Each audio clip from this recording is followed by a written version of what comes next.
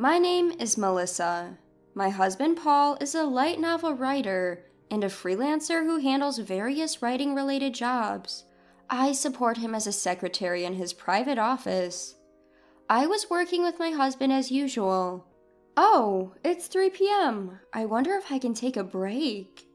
Contrary to my wishes, the sound of the front door opening with a thud echoes throughout the room. Both Paul and I pull a grim face. Paul, tea! The one who opens the living room door with a bang is Paul's older sister, Donna. She's supposed to be living at her parents' house, yet for some reason, she comes over every day at 3 p.m., drinks tea, gobbles up all the snacks we've received as gifts, and then goes home. Again, I'm in the middle of work. It's fine, right? I want my tea. Are you serious? This is getting on my nerves. Who are you talking to like that? Donna slams herself down on the couch and crosses her legs. As usual, she digs into the snacks we have on hand and starts crunching away loudly. Tea, quick! It's really unbelievable. Donna, so presumptuous and arrogant, as if she thinks the world revolves around her. She's a live streamer, or so she claims, but in reality, I don't know how much she actually earns or anything detailed like that. She also says she works from home too. Hey you're my sister-in-law, make me some tea. This woman is trying to treat me like a maid. And because of this, Donna gets admonished by my in-laws, but it only stops at that moment. This attitude has been the same since I started dating Paul back in high school, so to me it's not a big deal. Do it yourself. Huh? Don't you dare get snarky with me. At the same time Donna shouted, the snack in her mouth scattered across the floor. Don't you dare talk back to me. You're a newcomer to this family. You should listen. I'm the eldest daughter, someone who needs to be listened to. If you don't like it, then get a divorce. I was obviously pissed off at that comment, but the one who showed frustration first was Paul. Enough, you're a nuisance. Get out. What? Wait. Paul stood up from his chair, grabbed Donna's arm, and dragged her away. Donna was making a ruckus the whole time, but... Next time, if you come in using the spare key we left with our parents, I won't forgive you. I'm reporting this to Mom and Dad. Wait, stop making a fuss. At the front door with Donna still whining, Paul put on the chain lock to prevent her from barging in again. Making sure Donna could hear, Paul immediately dialed a number on his phone. Hello, Dad. Donna came over again. Wait a minute. The sound of the door being persistently knocked echoed in the room, but after a while it fell silent, probably because Donna had given up and gone home. Paul and I exhaled a sigh of relief. Sorry to bother you again. No, it's okay. Since Donna was little, she treated Paul like a servant. Paul, with his gentle and quiet personality, never resisted, but after he started dating me and we got married, he began to show a willingness to stand up for himself. But we've been married for almost 2 years now. We've got to do something about that incessant coming and going. Yeah, she even showed up while we had guests the other day. Lately, our editor often comes by, usually between 3 and 4 p.m. One time, Donna tried to flirt with the editor while the editor came to our place and said, I'm his sister. What are your hobbies? Due to such outrageous actions, we've had to ask the editor to come by in the morning. Paul tends to get into the groove of his work in the mornings, so he'd rather deal with the editor in the afternoon. I heard from your mother-in-law that Donna comes here because she doesn't feel comfortable at home. Probably. She's like a hermit at home, and she might be lashing out at us because her parents keep nagging her. I'm sorry, I should be doing a better job at keeping her at bay. No worries, don't sweat it. Oh, remember we're visiting your parents' home to let them choose a restaurant for their 60th birthday celebration? Let's bring up Donna's issue then. Good idea. We should at least think about how to handle it. I called Dad earlier and apparently he didn't know she had taken the spare key. But they regularly change where they hide it, right? Yeah, recently Dad had hidden it in his wallet, and apparently there was a bit of a problem with that. What happened? Seems like some money was taken along with the key. What? But she's denying it, so the atmosphere back at home seems to be quite tense. Oh no. I felt a bit hesitant to bring up such a topic given the circumstances. But I really appreciate my in-laws, who have been kind to me since high school, so I have a strong desire to celebrate their 60th birthdays properly. I want to make sure your parents have a good time. Let's bring up the issue when the timing's right. Yeah, let's do that. Oh, by the way, what kind of restaurant did you choose? I've printed out some options. Want to take a look? Okay, let's see them. I showed Paul the information about the restaurants I had narrowed down as potential choices. Given that Paul was working so hard, I wanted to be supportive in this aspect. And for the celebration, I planned to let the in-laws choose from the shortlisted options. A week later, we pressed the intercom, but there was no response from the in-laws' house. That's odd. Mom and Dad should be home. Oh, their car is missing. Maybe they went out. Could be shopping. Maybe they're buying stuff for our visit? Well, it doesn't matter. Let's just go in and wait. Using the house key, Paul opens the front door. As we entered from the entrance, the sound of hurried footsteps echoed from the second floor. The one who descended the stairs with a noisy clatter was Donna. Sis, if you're here, couldn't you at least answer the intercom? Shut up! I'm busy. Hello, sister-in-law. As usual, Donna showed no courtesy with her greetings, but there was another reason why the reclusive Donna hurriedly came downstairs. You guys set up the place for Dad and Mom's 60th birthday celebration, didn't you? Ah, yes, that's right. Why? Where is it? Tell me. Huh? Huh? You said you weren't going to attend, sis. I've changed my mind. Just show it to me. Here it is.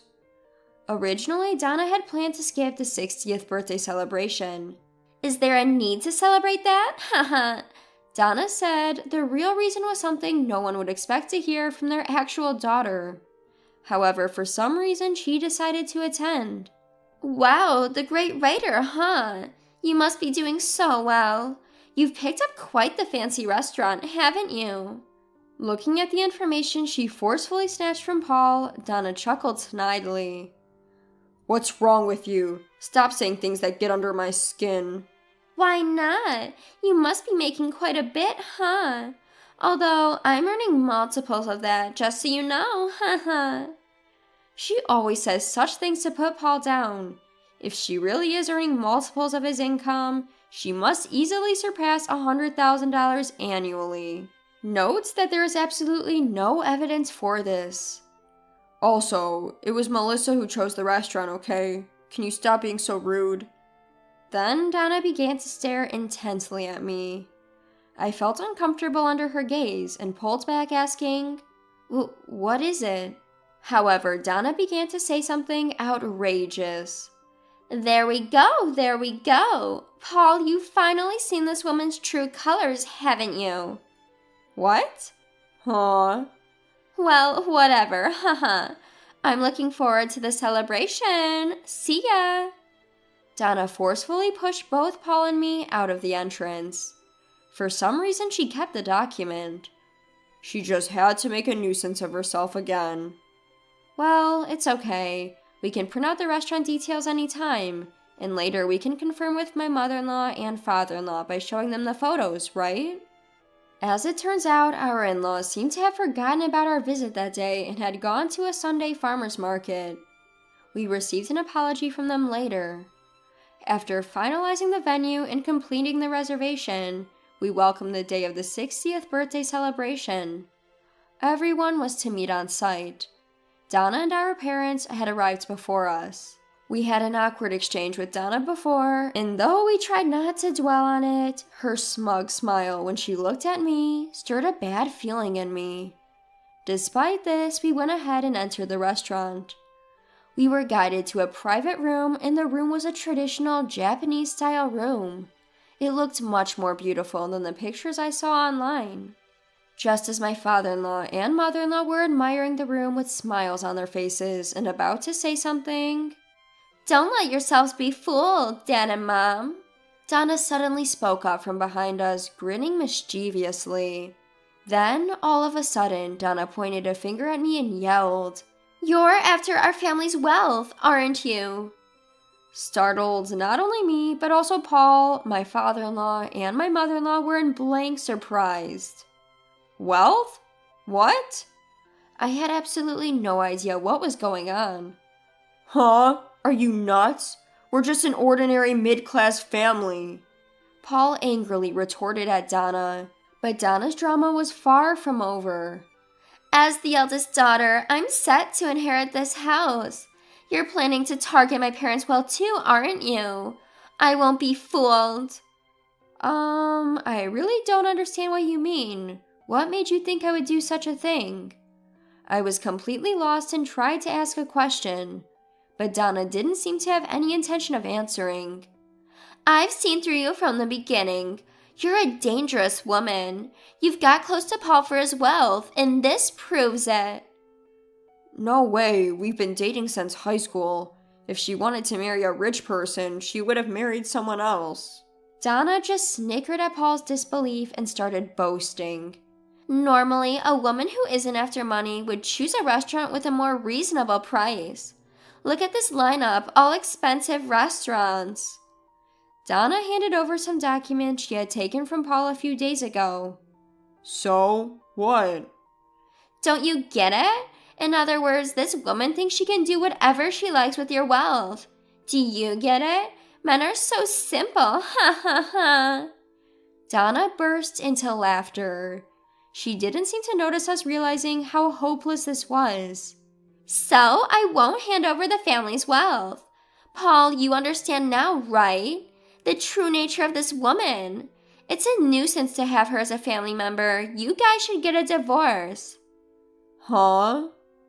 "This is an order from your eldest sister. For the peace and security of our house, you should get a divorce. So get out now. Don't ever come near my parents again." Donna came at me yelling. That's when Paul stepped in between Donna and me. "What the hell are you talking about? Apologize to Melissa right now." Wait, Dad. "What's all this about money? Ridiculous. Melissa has been helping us set up our 60th birthday celebration. You should be helping too. Instead, you're doing something stupid." "No, Dad, look at this." Donna, flustered, hastily handed the documents to her father. My father-in-law skimmed through the material. "If you look, you'll understand. She's chosen incredibly expensive places. She's going to drain all the wealth of a middle-class family like ours. And all the money's going to come from you and Mom. Right? I'm not wrong, am I?" My father-in-law let out a big sigh. Of course, I, Paul, and my mother-in-law were at a loss for words. What? "Sis, we're paying for the 60th birthday celebration." Huh? Donna's eyes were wide with surprise. "Of course, it would be a bit too much to have the person we're celebrating pay." Wait. So this woman is still spending Paul's money however she pleases. Look, I was right all along. What are you talking about? Melissa's working with me, you know. My salary is Melissa's salary too, and there's no reason for anyone to complain about it. But, this place is really expensive. This too, and this. Don't you think so, Mom? Donna turned to her mother for help, seeking an escape. My mother-in-law stood there, head bowed. Right? Don't you think so? You understand, don't you, Mom? Listen, all these places on the list are filled with memories of your father and me. What? Donna was stunned. Melissa specifically asked us about it. She wanted to know about the places where we had our memories. And from there, she said she'd find a nice course meal for us. No way! The disrespectful things you've been saying, it's really shameful. My mother-in-law's voice was trembling. Donna was finally realizing her conjectures and inferences were incorrect, but it was already too late to rectify her mistakes, a fact she was about to become painfully aware of. You've really messed up. You don't need to stay with us anymore. Go home. Wait a minute, Dad, why are you being so harsh? I'm your daughter, you can't just kick me out. But you were originally planning on not showing up, weren't you? Don't worry about the cancellation fee. I'll take care of it. Wait. It seems we raised you wrong. We let you have your way as a daughter, but now we've reached our limit. Leave the house. It's for the best. Don't make decisions without consulting me. Mom, what do you have to say? I agree. What do Paul and Melissa think? My mother-in-law's smiling face was terrifying as she spoke cheerfully. Donna looked at us with teary eyes as if begging for help, but I was told by your older sister not to get involved before. No, that was about my parents. Oh, is that so? Then I'll keep my distance. Please leave. You, this insolent sister-in-law. Donna tried to grab me, but my father-in-law stepped between Donna and me. Go home. My father-in-law glared at Donna and said in a low voice. Donna looked at my father-in-law's face, shrank back, and quickly left the restaurant. After that, we celebrated my in-laws' 60th birthdays and enjoyed our meal. When we got home, it seemed that Donna had been sulking at the house, but my father-in-law reiterated that she should leave. Donna cried and made a scene, so we started considering sending her to a rehab facility. I'm not sick. She spat out these words and disappeared somewhere. According to rumor, she found a job with dormitory, but she couldn't hold on to it and was constantly changing jobs and addresses.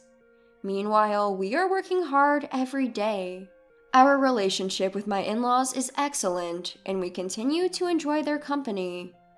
While we were a bit concerned about what's happening to our sister-in-law, we definitely don't want to deal with her selfishness ever again. I want to keep supporting my husband so that he can focus more on his work.